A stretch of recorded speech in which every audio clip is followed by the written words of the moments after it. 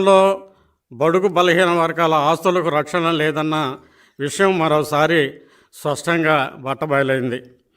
మరి అదేవిధంగా నిరుపేదైన పాలసుబ్బారావు 3 ఎకరాల భూమిని అక్రమంగా రికార్డు మార్పించి చేజిక్కించుకున్నటువంటి వైసీపీ ఎమ్మెల్యే తన అనుచరులతో పోరాడలేక నిండు కుటుంబం ఆత్మహత్యలకు పాల్పడడం జరిగింది. ఇది ముమ్మాటికి వైసీపీ ప్రభుత్వం చేసిన హత్యలనే భావించాల్సి వస్తుంది. సంఘటన జరిగి 24 గంటలు గడుస్తున్న ఇంతవరకు ముఖ్యమంత్రి స్పందించబోవటం దేనికి సంకేతం అనేది కూడా తెలుగుదేశం పార్టీ పక్షాన అడుగుతూ ఉన్నాం. వైసీపీ నేతల ఆగడాలను ఎదురొడ్డి పోడలేక సామూహికంగా హత్యలకు పాల్పడుతున్నామని సుబ్బారావు రాసిన సూసైడ్ లెటర్లో ఏమి సమాధానం చెప్తారు?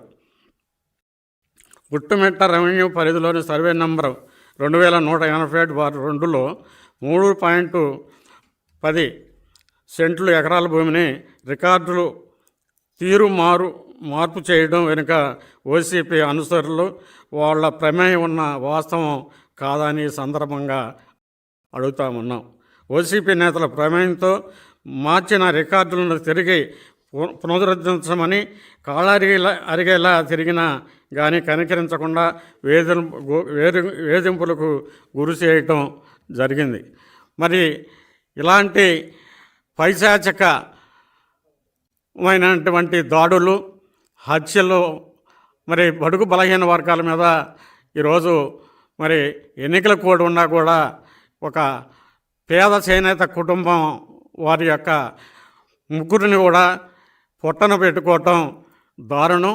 ఇది వైసీపీ హత్యలు చేసేందుకని భావించాల్సి వస్తుంది. మరి ఈ సందర్భంగా ఆ సుబ్బారావు గారి కుటుంబ సభ్యులందరూ కూడా ప్రగాఢ సంతాపం తెలియపరుస్తూ ఉన్నాం.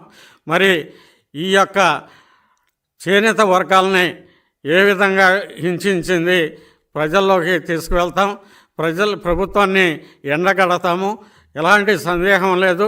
వాటిని వెంటనే రాష్ట్ర ప్రభుత్వం అరెస్ట్ చేసి మరి వాళ్ళకి తగిన శిక్ష పడే విధంగా చేయాలని తెలుగుదేశం పార్టీ తరఫున డిమాండ్ చేస్తూ ఉన్నాం.